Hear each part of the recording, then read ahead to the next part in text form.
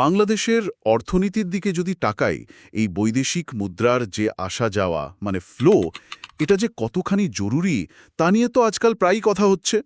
হচ্ছে। রিজার্ভ বাড়ছে না কমছে, ডলারের দাম কোথায় গিয়ে ঠেকলো, এগুলো তো একদম প্রতিদিনের আলোচনার বিষয় হয়ে দাঁড়িয়েছে। ঠিক। তো আজকে আমরা ভাবলাম এই পুরো ব্যাপারটাকে একটু সহজ করে বোঝার চেষ্টা করি। আমাদের হাতে যে বিভিন্ন সোর্স আছে সেগুলো ঘেটে একটু গভীরে যাই। আচ্ছা। দেখব যে রেমিটেন্স আসলে কিভাবে কাজ করছে, ফরেন কারেন্সি বা বৈদেশিক মুদ্রা রাখার নিয়মগুলো কি, এই যে বিনিময় হার মানে এক্সচেঞ্জ রেট, এটা কেন এত বাড়ে কমে, হুম। আর আন্তর্জাতিক বাণিজ্যের যে জটিলতাগুলো আছে, বিশেষ করে এখনকার যে গ্লোবাল সিচুয়েশন, সেদিকটাও একটু দেখব। চলুন শুরু করা যাক। অবশ্যই। দেখুন, বৈদেশিক মুদ্রা কিন্তু শুধু রিজার্ভের একটা সংখ্যা না। এটা আসলে পুরো অর্থনীতির যে স্টেবিলিটি তার চাবিকাঠি। একদম। কিভাবে এই মুদ্রা দেশে আসছে, কোথায় যাচ্ছে, আর সবচেয়ে জরুরি হলো এটার ম্যানেজমেন্ট কতটা এফেক্টিভ হচ্ছে, এর উপর কিন্তু দেশের ভালো মন্দ অনেকটাই নির্ভর করে। হুম। একটা শক্তিশালী ম্যানেজমেন্ট সিস্টেম যদি না থাকে, তাহলে বাইরের কোনো শক বা ধাক্কা সামলানো কিন্তু খুব কঠিন হয়ে পড়ে। একদম ঠিক বলেছেন। আচ্ছা, তাহলে প্রথমেই আসি রেমিটেন্সের কথায়। প্রায়ই বলা হয় প্রবাসীদের পাঠানো টাকা আমাদের অর্থনীতির জন্য একটা লাইফলাইন। আসলে এর প্রভাবটা ঠিক কতটা? এটা কি শুধু টাকা পাঠানো? না না, এর প্রভাব আসলে অনেক গভীরে আর অনেক দিকের ছোঁয়া লাগে। প্রথমত, এটা সরাসরি দারিদ্র্য কমাতে হেল্প করে। বহু পরিবারের জীবনযাত্রার মান মানে স্ট্যান্ডার্ড অফ লিভিং এটা দিয়ে ইমপ্রুভ হয়। হুম। দ্বিতীয়ত, এই টাকা দিয়ে কিন্তু অনেকে গ্রামে বা শহরে জমি কিনছেন, বাড়ি করছেন, ছোটখাটো ব্যবসাও শুরু করছেন। মানে লোকাল ইকোনমিটা সচল থাকছে। আচ্ছা, ইনভেস্টমেন্ট হচ্ছে। হ্যাঁ, পরিবারের কারো চিকিৎসা, এই জরুরি দিকগুলোতেও এই টাকা খরচ হচ্ছে, যা আসলে দেশের হিউম্যান রিসোর্স ডেভেলপমেন্টও কাজে লাগছে। ঠিক। তবে হ্যাঁ, এই যে এত জরুরি একটা ফ্লো, এটা যেন ঠিক পথে আসে, মানে লিগ্যাল চ্যানেলে আসে আর দেশের কাজে লাগে, সেজন্য কিছু নিয়মকানুনও তো আছে। যেমন? যেমন ধরুন, বৈধ পথে মানে ব্যাংক বা স্বীকৃত মানি ট্রান্সফার এজেন্টের মাধ্যমে টাকা পাঠালে সরকার ট্যাক্স ছাড় দেয়। এখন তো আবার একটা বাড়তি প্রণোদনাও দেওয়া হচ্ছে। হ্যাঁ, সেই 2.5% ক্যাশ ইনসেন্টিভের কথা বলছেন তো? ঠিক তাই। এগুলো হলো মানুষকে লিগ্যাল চ্যানেল ব্যবহারে উৎসাহ দেওয়ার জন্য। কিন্তু আমরা তো প্রায় শুনি যে রেমিটেন্স প্রবাহ কমে যাচ্ছে, এরকম খবর আসে। এর কারণগুলো কি হতে পারে? এটা কি সবসময় একরকম থাকে না? না না, সবসময় একদম একরকম থাকে না। বেশ কিছু কারণে এটা ওঠানামা করে। ধরুন, যেসব দেশে আমাদের প্রবাসীরা বেশি কাজ করেন, যেমন মধ্যপ্রাচ্যের কোনো দেশে, সেখানে যদি অর্থনৈতিক মন্দা চলে বা ধরুন তেলের দাম পড়ে গেল, হুম। তখন তো স্বাভাবিকভাবেই ওখানকার কর্মীদের আয় কমে যায়, অনেকের হয়তো চাকরিও চলে যায়, তখন রেমিট্যান্স কমে আসে। এটা একটা বড় কারণ। আবার ধরুন, অনেকে হয়তো একটু বেশি রেট পাওয়ার আশায় বা তাড়াতাড়ি টাকা পাঠাতে গিয়ে হুন্ডির মতো অবৈধ পথ ব্যবহার করেন। হ্যাঁ, হুন্ডির সমস্যা তো আছেই। তো তখন অফিসিয়াল চ্যানেলে যে হিসাবটা আসে সেটা কমে যায়। টাকার বিনিময় হার যদি খুব দ্রুত বদলাতে থাকে, মানে খুব ভোলাটাইল থাকে, তখনও অনেকে একটু অপেক্ষা করেন ভালো রেট কখন পাওয়া যাবে সেই আশায়। আচ্ছা। আরেকটা কারণ হলো, যারা কাজ নিয়ে বিদেশে যান তাদের তো একটা চুক্তির মেয়াদ থাকে। সেই মেয়াদ শেষে বা অন্য কোনো কারণে যদি অনেকে একসাথে দেশে ফিরে আসেন, তাহলেও তো প্রবাহে একটা প্রভাব পড়ে। বুঝলাম। তাহলে এই প্রবাহটাকে ধরে রাখা বা আরও বাড়ানোর জন্য কি করার সুযোগ আছে? আর এই যে প্রবাসীরা কষ্ট করে টাকা পাঠাচ্ছেন, তাদের জন্য বিশেষ কোনো সুবিধা বা প্রণোদনা কি চালু আছে? ওই ক্যাশ ইনসেন্টিভ ছাড়া? হ্যাঁ, অবশ্যই সুযোগ আছে। যেমন লিগ্যাল চ্যানেলের সুবিধাগুলো নিয়ে আরও বেশি করে প্রচার চালানো দরকার। টাকা পাঠানোর প্রসেসটাকে আরও সহজ করা, খরচ কমানো, এগুলো খুব জরুরি। ডিজিটাল প্ল্যাটফর্মের ব্যবহার বাড়ানো যায় নিশ্চয়ই। একদম। আজকালকার যুগে ইউজার ফ্রেন্ডলি অ্যাপ বা অনলাইন প্ল্যাটফর্ম খুবই কাজে দেয়। আর প্রবাসীদের ফিন্যান্সিয়াল লিটারেসি বাড়ানো, মানে আর্থিক বিষয়ে তাদের সচেতন করাও দরকার, যাতে তারা বুঝে শুনে ঠিক সিদ্ধান্ত নিতে পারেন। আর প্রণোদনার বিষয়গুলো? হ্যাঁ, অনাবাসী বাংলাদেশি বা এনআরবিদের জন্য বেশ কিছু প্রণোদনা কিন্তু চালু আছে। ওই 2.5% নগদ প্রণোদনা তো সবচেয়ে পরিচিত। এছাড়া তারা তুলনামূলক ভালো বিনিময় হার পান। তাদের এই রেমিটেন্স আয়ের ওপর কোনো আয়কর দিতে হয় না। ও আচ্ছা। এবং তারা দেশে সরকারি বন্ডে বা ধরুন রিয়েল এস্টেট বা আবাসন খাতেও সহজে বিনিয়োগ করতে পারেন, সেই সুবিধাও আছে। আচ্ছা, বেশ ভালো। এখন এই যে এত বৈদেশিক মুদ্রা আসছে, এটা সাধারণ মানুষ বা ধরুন ব্যবসায়ীরা তারা কিভাবে নিজেদের কাছে রাখতে পারেন বা দরকার মতো ব্যবহার করতে পারেন? বিভিন্ন ধরনের ফরেন কারেন্সি বা এফসি অ্যাকাউন্টের কথা তো শুনি আমরা। এগুলো আসলে কি? ঠিক বলেছেন। বাংলাদেশে কিন্তু নানা প্রয়োজনে ফরেন কারেন্সি রাখার জন্য বিভিন্ন টাইপের অ্যাকাউন্টের ব্যবস্থা আছে। এগুলোকে কয়েকটা ক্যাটেগরিতে ভাগ করা যায়। যেমন? যেমন ধরুন, কিছু অ্যাকাউন্ট আছে পার্সোনাল ইউজের জন্য। কেউ হয়তো বিদেশ থেকে ফিরলেন কিছু ডলার বা ইউরো সাথে নিয়ে, অথবা ফ্রিল্যান্সিং করে ফরেন কারেন্সি আর্ন করলেন। হ্যাঁ, ফ্রিল্যান্সারদের জন্য এটা খুব জরুরি। ঠিক, তাদের জন্য আছে রেজিডেন্ট ফরেন কারেন্সি ডিপোজিট বা আরএফসিডি অ্যাকাউন্ট। এখানে তারা একটা নির্দিষ্ট লিমিট পর্যন্ত ফরেন কারেন্সি জমা রাখতে পারেন। পরে হয়তো বিদেশ ভ্রমণ বা চিকিৎসার মতো কাজে ব্যবহার করতে পারবেন। আচ্ছা। আবার যারা দেশেই থাকেন কিন্তু কোনো বৈধ উপায়ে বিদেশি মুদ্রা পেয়েছেন, তারাও কিছু নির্দিষ্ট ক্ষেত্রে প্রাইভেট এফসি অ্যাকাউন্ট খুলতে পারেন। আর ব্যবসায়ীদের জন্য, বিশেষ করে যারা ধরুন ইম্পোর্ট এক্সপোর্টের সাথে জড়িত, তাদের জন্য কি ব্যবস্থা? তাদের জন্য সবচেয়ে গুরুত্বপূর্ণ হল এক্সপোর্টার্স রিটেনশন কোটা বা ইআরকিউ অ্যাকাউন্ট। যারা পণ্য রপ্তানি করেন, তারা তাদের অর্জিত বৈদেশিক মুদ্রার একটা নির্দিষ্ট অংশ, একটা পার্সেন্টেজ, ডলারে বা অন্য ফরেন কারেন্সিতে এই অ্যাকাউন্টে রেখে দিতে পারেন। ও, এটা তো খুব সুবিধাজনক হওয়ার কথা। অবশ্যই এই টাকাটা তারা পরে ব্যবসার কাজেই ব্যবহার করতে পারেন। যেমন ধরুন, বিদেশ থেকে কাঁচামাল আমদানি করতে বা কোনো মেশিনপত্র কিনতে, বা ধরুন ব্যবসায়িক প্রয়োজনে বিদেশে যেতে।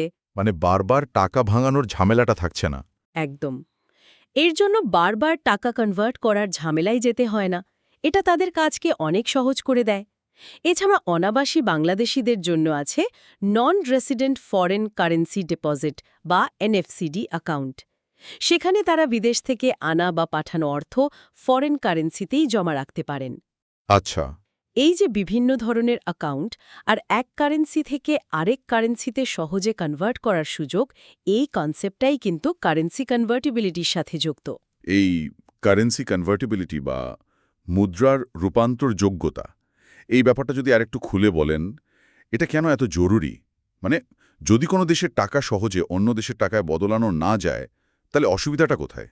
সহজ কথায় যদি বলি, কনভার্টিবিলিটি হল একটা দেশের কারেন্সি টাকা কতটা সহজে অন্য দেশের কারেন্সিতে, ধরুন ডলারে বা ইউরোতে কনভার্ট করা যায়, অথবা উল্টোটা, অন্য দেশের কারেন্সি কতটা সহজে এই দেশের টাকায় বদলানো যায়। এটা সাধারণত দুই ধরনের হয়। একটা হলো কারেন্ট অ্যাকাউন্ট কনভার্টিবিলিটি, পণ্য আমদানি রপ্তানি, রেমিট্যান্স, ভ্রমণ, এইসব চলতি লেনদেনের জন্য। আর একটা হলো ক্যাপিটাল অ্যাকাউন্ট কনভার্টিবিলিটি, সরাসরি বিদেশি বিনিয়োগ, এফডিআই, শেয়ার বাজারে বা বন্ডে বিনিয়োগ, এই ধরনের মূলধনী লেনদেনের জন্য। তো অসুবিধাটা কি হয় যদি কনভার্টেবল না হয়? অসুবিধে অনেক। যদি কোনো দেশের মুদ্রা সহজে কনভার্টেবল না হয়, তাহলে বিদেশিরা সেখানে ইনভেস্ট করতে একটু ইতস্তত বোধ করেন। কারণ তারা চিন্তা করেন, লাভ করলে সেই টাকাটা আবার নিজের দেশে ফেরত নিতে পারবেন তো। ঠিক। আন্তর্জাতিক বাণিজ্যে ইম্পোর্ট এক্সপোর্টে পেমেন্ট করা বা পাওয়া খুব জটিল হয়ে যায়। মুদ্রার একটা কালো বাজার বা কার্ব মার্কেট তৈরি হওয়ার খুব চান্স থাকে, যেখানে ইল্লিগালি অনেক বেশি রেটে কারেন্সি লেনদেন হয়। এটা তো অর্থনীতির জন্য খারাপ। অবশ্যই দেশটা তখন ইন্টারন্যাশনাল ইকোনমি থেকে কিছুটা যেন আইসোলেটেড বা বিচ্ছিন্ন হয়ে পড়তে পারে। এমনকি দেশের মানুষও সুযোগ পেলে টাকা ইল্লিগালি বাইরে পাচার করার চেষ্টা করতে পারে, যেটাকে আমরা মানি লন্ডারিং বলি। তার দাঁড়াচ্ছে, সহজে মুদ্রা বদলানোর ব্যবস্থা থাকাটা খুবই দরকারি। একদম। তবে এটা চাইলেই তো করা যায় না। এর জন্য কিছু প্রি কন্ডিশন বা পূর্ব শর্ত পূরণ করতে হয়। কি রকম শর্ত? যেমন ধরুন, দেশের ম্যাক্রো ইকোনমি সামগ্রিক অর্থনীতি সেটা স্টেবল হতে হবে, ইনফ্লেশন বা মুদ্রাস্ফীতি কম থাকতে হবে, বাজেট ডেফিসিট বা ঘাটতি নিয়ন্ত্রণে থাকতে হবে, দেশের ব্যাংক আর ফিনান্সিয়াল ইনস্টিটিউশনগুলোকে শক্তিশালী আর নির্ভরযোগ্য হতে হবে। সেন্ট্রাল ব্যাংকের ভূমিকাও নিশ্চয়ই গুরুত্বপূর্ণ, খুবই গুরুত্বপূর্ণ। সেন্ট্রাল ব্যাংকের হাতে যথেষ্ট ফরেন কারেন্সির রিজার্ভ থাকতে হবে যাতে দরকার হলে তারা মার্কেটে ইন্টারভিন করতে পারে মানে হস্তক্ষেপ করতে পারে আর একটা এফেক্টিভ লিগ্যাল ফ্রেমওয়ার্ক মানে আইনি কাঠামো আর বাজারের সাথে তাল মিলিয়ে চলে এরকম একটা ফ্লেক্সিবল এক্সচেঞ্জ রেট সিস্টেমও দরকার। আচ্ছা, এই এক্সচেঞ্জ রেট বা বিনিময় হারের কথা যখন আসলোই, আমরা তো প্রায়ই শুনি টাকার দাম কমছে বা কখনো হয়তো বাড়েও। এই যে টাকার মান বাড়ে, যেটাকে বলে অ্যাপ্রিসিয়েশন, বা কমে মানে ডেপ্রিসিয়েশন, এর পেছনে কারণগুলো কি থাকে? সম্প্রতি তো টাকার বেশ খানিকটা দরপতন আমরা দেখলাম। দেখুন, এক্সচেঞ্জ রেট কিন্তু মূলত মার্কেটে ওই কারেন্সির ডিমান্ড আর সাপ্লাইয়ের উপর নির্ভর করে মানে চাহিদা আর যোগান। যখন কোনো দেশের অর্থনীতি খুব ভালো পারফর্ম করে, ইন্টারেস্ট রেট বা সুদের হার এমন থাকে যা বিদেশিদের ইনভেস্টমেন্টে অ্যাট্রাক্ট করে, এক্সপোর্ট বা রপ্তানি খুব ভালো হয়, পলিটিক্যাল স্টেবিলিটি থাকে, তখন স্বাভাবিকভাবেই সেই দেশের কারেন্সির ডিমান্ড বাড়ে, ফলে তার দামও বাড়ে। এটাকে বলে অ্যাপ্রিসিয়েশন। আর কমার কারণ? উল্টো দিকে, যদি ইকোনমি খারাপ করে, ইনফ্লেশন খুব বেড়ে যায়, ইম্পোর্ট যদি এক্সপোর্টের চেয়ে অনেক বেশি হয়ে যায়, মানে ট্রেড ডেফিসিট বা বাণিজ্য ঘাটতি যদি অনেক বড় হয়, পলিটিক্যাল আনরেস্ট বা অস্থিরতা দেখা দেয়, তখন ওই কারেন্সির ডিমান্ড কমে যায়, ফলে দামও পড়ে। এটাকে বলে ডেপ্রিসিয়েশন। বাংলাদেশের টাকার সাম্প্রতিক দরপতনের কারণ তাহলে এগুলোই? হ্যাঁ, সম্প্রতি বাংলাদেশের টাকার যে দরপতন হয়েছে তার পেছনে বেশ কিছু কারণ একসাথে কাজ করেছে। যেমন বাণিজ্য ঘাটতি বেড়ে যাওয়াটা একটা বড় কারণ, ডলারের তুলনায় টাকার চাহিদা কমে যাওয়া, আবার বিশ্ব অর্থনীতির একটা মন্দাভাব বা স্লোডাউন, এগুলোর প্রভাব তো আছেই। কিছু অভ্যন্তরীণ কারণও হয়তো ভূমিকা রেখেছে। এই ডিপ্রিসিয়েশন আর আরেকটা শব্দ শোনা যায়, ডিভ্যালুয়েশন, এই দুটোর মধ্যে কি কোনো পার্থক্য আছে? অনেকে তো গুলিয়ে ফেলে। হ্যাঁ, একটা বেসিক কিন্তু খুব গুরুত্বপূর্ণ পার্থক্য আছে। ডেপ্রিসিয়েশন হলো যখন মার্কেটের ডিমান্ড সাপ্লাইয়ের কারণে মানে স্বাভাবিকভাবেই মুদ্রার মান কমে যায়। মানে মার্কেট ফোর্সের কারণে। একদম। আর ডিভ্যালুয়েশন হলো যখন সরকার বা সেন্ট্রাল ব্যাংক নিজের সিদ্ধান্ত নিয়ে মানে ইচ্ছাকৃতভাবে মুদ্রার মান কমিয়ে দেয়। কিন্তু কেন কমায়? সাধারণত এক্সপোর্টকে সস্তা করে ইন্টারন্যাশনাল মার্কেটে কম্পিটিটিভ অ্যাডভান্টেজ পেতে মানে প্রতিযোগিতায় সুবিধা পেতে বা ট্রেড ডেফিসিট কমাতে এই পদক্ষেপ নেওয়া হয়। আচ্ছা, আরেকটা টার্ন মাঝে মাঝে শোনা যায়, স্ট্যাগফ্লেশন। এটা কি? স্ট্যাগফ্লেশনটা আসলে একটা বেশ জটিল আর খারাপ পরিস্থিতি যখন কোনো অর্থনীতিতে একই সাথে ইকোনমিক গ্রোথ থেমে যায় বা কমে যায়, স্ট্যাগনেশন, আনএমপ্লয়মেন্ট বা বেকারত্ব বাড়ে, আবার জিনিসপত্রের দামও বাড়তে থাকে মানে হাই ইনফ্লেশন থাকে, ফ্লেশন। এই দুটো অবস্থা একসাথে চললে তাকে স্ট্যাগফ্লেশন বলে। আচ্ছা, বেশ জটিল পরিস্থিতি। তো বাংলাদেশ এখন কোন ধরনের বিনিময় হার ব্যবস্থা ফলো করে? এটা কি সরকার পুরোপুরি ঠিক করে দেয় নাকি বাজারের হাতে ছেড়ে দেওয়া? বাংলাদেশ এখন যেটা ফলো করে সেটাকে বলা হয় পরিচালিত ভাসমান বা managed floating exchange rate system. Manage floating মানে কি? মানে হলো বিনিময় হারটা মূলত বাজারের চাহিদা আর যোগান মানে ডিমান্ড সাপ্লাই দেখেই ঠিক হয়। কিন্তু সেন্ট্রাল ব্যাংক মানে বাংলাদেশ ব্যাংক পুরোপুরি হাত গুটিয়ে বসে থাকে না। তারা কি করে? যদি দেখে যে মার্কেটে খুব বেশি ওঠানামা হচ্ছে মানে এক্সেসিভ ভলিটিলিটি দেখা যাচ্ছে বা কোনো কারণে খুব অস্থিরতা তৈরি হচ্ছে, তখন তারা মার্কেটে ইন্টারভিন করে মানে হস্তক্ষেপ করে, স্টেবিলিটি আনার চেষ্টা করে, যেমন ডলার কেনা বা বেচা। এটা কি ফিক্সড রেট বা পিওর ফ্লোটিং থেকে আলাদা? হ্যাঁ, অবশ্যই। ফিক্সড এক্সচেঞ্জ রেট সিস্টেমে সরকার একটা নির্দিষ্ট হার ঠিক করে দেয়, বাজার ওঠানামা করলেও ওই হারেই লেনদেন হয়। আর পিওর ফ্লোটিং বা সম্পূর্ণ ভাসমান ব্যবস্থায় মার্কেট যা খুশি তাই করতে পারে, সেন্ট্রাল ব্যাংক কোনো ভূমিকাই পালন করে না।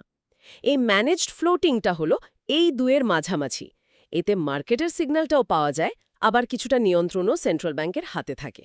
আচ্ছা, আরেকটা বিষয়, ব্যাংকগুলো তো সারাদিন ফরেন কারেন্সি কেনাবেচা করছে। এই যে এক্সচেঞ্জ রেট সবসময় বদলাচ্ছে, এই ঝুঁকিটা তারা কিভাবে সামাল দেয়?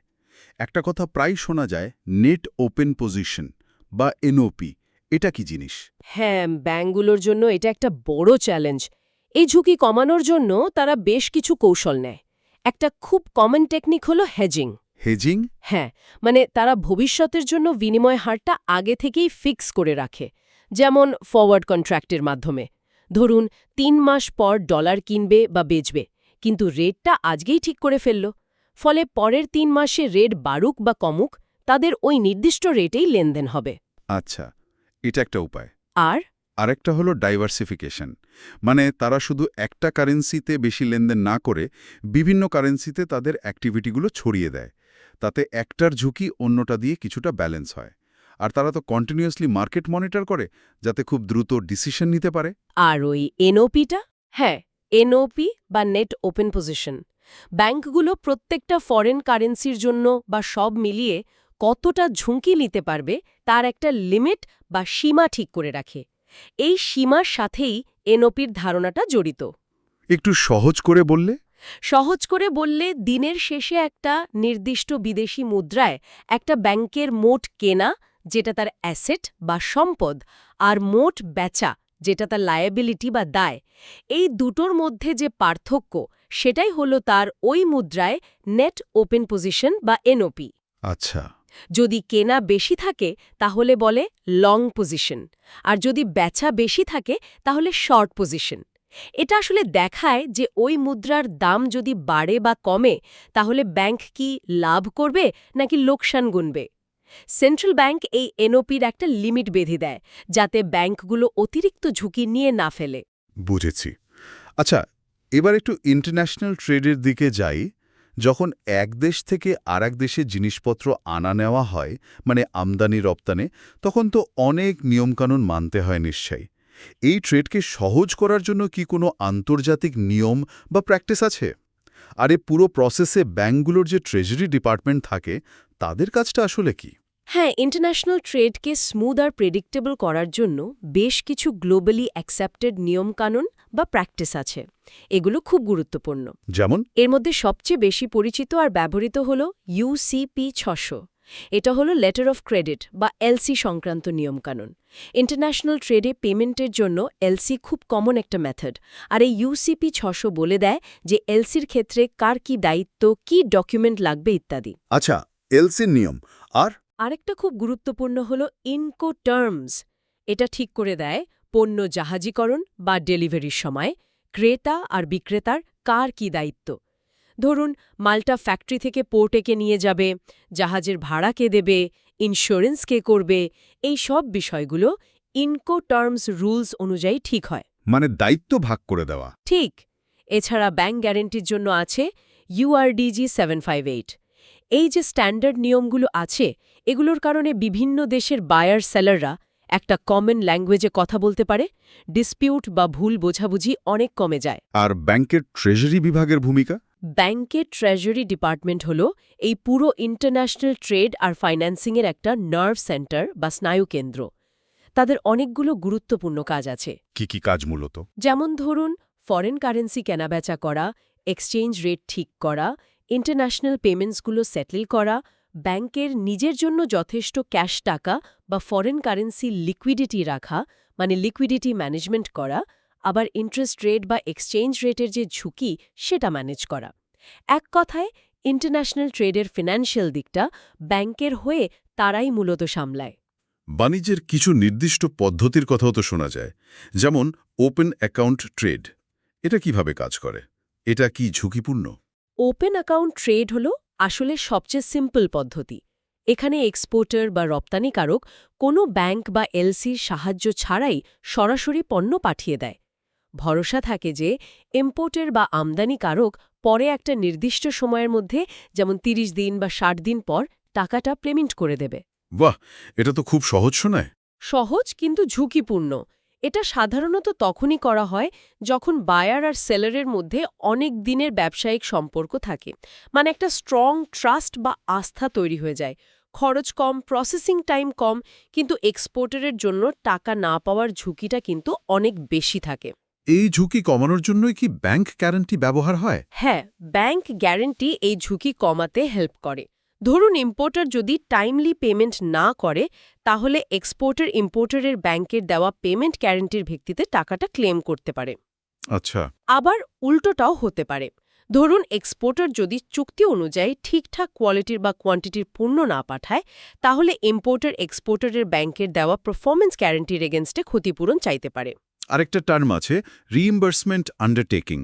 এটা নাকি রিইম্বার্সমেন্ট অথরাইজেশনের চেয়ে বেশি নিরাপদ? হ্যাঁ, এলসির ক্ষেত্রে এটা একটা গুরুত্বপূর্ণ বিষয়। রিইম্বার্সমেন্ট অথরাইজেশন মানে হল ইস্যুইং ব্যাংক শুধু রিইম্বার্সিং ব্যাংককে অথরাইজ করে বা অনুমতি দেয় পেমেন্ট করার জন্য, কিন্তু রিইম্বার্সমেন্ট আন্ডারটেকিং হল আরও স্ট্রং। এখানে রিইম্বার্সিং ব্যাংক নিজেই একটা ইন্ডিপেন্ডেন্ট কমিটমেন্ট বা অঙ্গীকার করে যে তারা পেমেন্ট দেবেই যদি ক্লেমিং ব্যাংক সব শর্ত পূরণ করে ডকুমেন্ট দেয়। এই আন্ডারটেকিংটা সাধারণত ইররিভোকেবল বা বাতিলযোগ্য হয় না, তাই এটা এক্সপোর্টারের ব্যাংকের জন্য অনেক বেশি সিকিউর বা নিরাপদ। বুঝলাম। আচ্ছা, বর্তমানে বিশ্বজুড়ে তো অনেক কিছুই ঘটছে যা আন্তর্জাতিক বাণিজ্যকে বেশ নাড়া দিচ্ছে। যেমন ধরুন কোভিড প্যান্ডেমিকের লং টার্ম এফেক্ট, বিভিন্ন বড় দেশের মধ্যে ট্রেড নিয়ে টেনশন, যুদ্ধ পরিস্থিতি, এগুলো কিভাবে প্রভাব ফেলছে?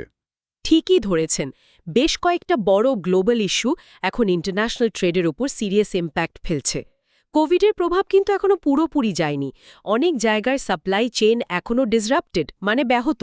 আবার মানুষের কেনাকাটার প্যাটার্নেও কিছু চেঞ্জ এসেছে। আর ট্রেড ওয়ার? হ্যাঁ, যেমন ধরুন মার্কিন চীন বাণিজ্য দণ্ড, এটা একটা দীর্ঘমেয়াদী অনিশ্চয়তা তৈরি করে রেখেছে। কোন পণ্যের ওপর কখন ট্যারিফ বসবে বা বাড়বে বলা মুশকিল। রাশিয়া ইউক্রেন যুদ্ধের প্রভাব তো আমরা দেখতেই পাচ্ছি। শুধু এনার্জি বা ফুড ক্রাইসিস না? না, শুধু তা নয়, এটা বিশ্বজুড়ে একটা জিওপলিটিক্যাল আনসার্টেনিটি তৈরি করেছে। এই সব মিলিয়ে প্রোডাকশন কস্ট বাড়ছে, পণ্য পরিবহনে দেরি হচ্ছে, শিপিং কস্ট বেড়েছে, আর ইনভেস্টররা নতুন করে বিনিয়োগ করার আগে অনেক বেশি দ্বিধায় ভুগছেন। এর সাথে জুড়ে একটা প্রশ্ন, জিএসপি বা জিএসপি স্কিমটা কি? আর একটা সময় তো বাংলাদেশের জন্য আমেরিকার জিএসপি সুবিধা বন্ধ করে দেওয়া হয়েছিল, কেন? জিএসপি হল জেনারেলাইজড সিস্টেম অফ প্রেফারেন্সেস। এটা আসলে উন্নত দেশগুলোর দেওয়া একটা বিশেষ ট্রেড সুবিধা। কি রকম সুবিধা? এর আন্ডারে তারা উন্নয়নশীল বা বিশেষ করে স্বল্প উন্নত দেশগুলো থেকে নির্দিষ্ট কিছু পণ্য বিনা শুল্কে বা খুব কম শুল্কে তাদের দেশে আমদানি করার সুযোগ দেয়। উদ্দেশ্য হল গরিব দেশগুলোর এক্সপোর্ট আর্নিং বাড়িয়ে তাদের ইকোনমিক ডেভেলপমেন্টে হেল্প করা। তাহলে আমেরিকার জিএসপি সুবিধা বাংলাদেশের জন্য বন্ধ হলো কেন? আর এর প্রভাব কি ছিল? আমেরিকা ২০১৩ সালে বাংলাদেশের জন্য এই জিএসপি সুবিধাটা সাসপেন্ড বা স্থগিত করে দেয়। এর প্রধান কারণ হিসেবে তারা দেখিয়েছিল ওয়ার্কপ্লেস সেফটি বা কর্মক্ষেত্রের নিরাপত্তা আর লেবার রাইটস বা শ্রম অধিকার নিয়ে তাদের কনসার্ন বা উদ্বেগ। বিশেষ করে রানা প্লাজা ধসের যে মর্মান্তিক ঘটনা ঘটেছিল তার পরপরই এই সিদ্ধান্তটা আসে। কিন্তু তৈরি পোশাক তো জিএসপির আওতায় ছিল না, তাই না? ঠিক, বাংলাদেশের প্রধান রপ্তানি পণ্য মানে রেডিমেড গার্মেন্টস বা আরএমজি, সেটা আগে থেকেই মার্কিন জিএসপি সুবিধার আওতায় ছিল না। তবুও এই সাসপেনশনের সিদ্ধান্তটা দেশের ইন্টারন্যাশনাল ইমেজের জন্য একটা বড় ধাক্কা ছিল। আচ্ছা। যে অল্প কিছু পণ্য এই সুবিধা পেত, যেমন ধরুন তামাক, কিছু প্লাস্টিক পণ্য, এগুলোর এক্সপোর্টে কস্ট বেড়ে যাওয়ায় তারা কিছুটা কম্পিটিটিভনেস হারিয়েছিল। ইন্টারন্যাশনাল বায়ার আর ইনভেস্টরদের মনেও কিছুটা প্রশ্ন তৈরি হয়েছিল। এর কোনো পজিটিভ দিক কি ছিল? পরোক্ষভাবে একটা পজিটিভ দিকও হয়তো ছিল। এটা সরকারকে কর্মক্ষেত্রের নিরাপত্তা আর শ্রম অধিকারের উন্নয়নে আরও দ্রুত এবং দৃশ্যমান ব্যবস্থা নিতে এক ধরনের প্রেশার বা চাপ তৈরি করেছিল। যদিও এরপর অনেক ইমপ্রুভমেন্ট হয়েছে, জিএসপি সুবিধা কিন্তু এখনও পুরোপুরি ফেরেনি। তাহলে আজকের আলোচনা থেকে আমরা বেশ কয়েকটা জরুরি বিষয়ে কিন্তু একটা পরিষ্কার ধারণা পেলাম। রেমিটেন্স কেন আমাদের অর্থনীতির লাইফলাইন, আর এর ফ্লো ধরে রাখতে কি করা হচ্ছে। ফরেন কারেন্সি ম্যানেজমেন্টের জন্য কেমন অ্যাকাউন্ট সিস্টেম আছে, আর কারেন্সি কনভার্টেবিলিটি কেন এত জরুরি। ঠিক। এক্সচেঞ্জ রেট কিভাবে মার্কেটের শক্তি আর সেন্ট্রাল ব্যাংকের পলিসির মাধ্যমে নির্ধারিত আর পরিচালিত হয়, মানে ম্যানেজড ফ্লোটিং, আর ব্যাংকগুলোই বা কিভাবে এর ঝুঁকি সামলায়, যেমন হেজিং বা এনওপি লিমিট দিয়ে। হ্যাঁ। ইন্টারন্যাশনাল ট্রেড কিভাবে ইউসিপি 600 বা ইনকোটার্মস এর মতো স্ট্যান্ডার্ড রুলে চলে, আর সেখানে ব্যাংকের ট্রেজারি ডিপার্টমেন্টের কি ভূমিকা। একদম। আর সবশেষে কিভাবে কোভিড, ট্রেড ওয়ার বা জিওপলিটিক্যাল টেনশনের মতো গ্লোবাল ঘটনাগুলো পুরো ট্রেড সিস্টেমকে আর জিএসপির মতো সুবিধাগুলোকেও প্রভাবিত করতে পারে। একদম ঠিক। সার কথা যদি বলি, একটা দেশের ইকোনমিক হেলথ বা অর্থনৈতিক স্বাস্থ্য কিন্তু অনেকখানি নির্ভর করে তার ফরেন কারেন্সি ম্যানেজমেন্ট কতটা এফিশিয়েন্ট, ইন্টারন্যাশনাল রুলস আর স্ট্যান্ডার্ড সে কতটা মেনে চলছে, আর গ্লোবাল চেঞ্জের সাথে নিজেকে কতটা মানিয়ে নিতে পারছে তার উপর। সিস্টেম যত ট্রান্সপারেন্ট হবে, ইনস্টিটিউশনস যত স্ট্রং হবে আর পলিসি যত ফিউচার ওরিয়েন্টেড হবে, ইকোনমিও ততটা স্টেবল আর সাস্টেইনেবল হবে। আলোচনা আমরা প্রায় শেষের দিকে নিয়ে এসেছি।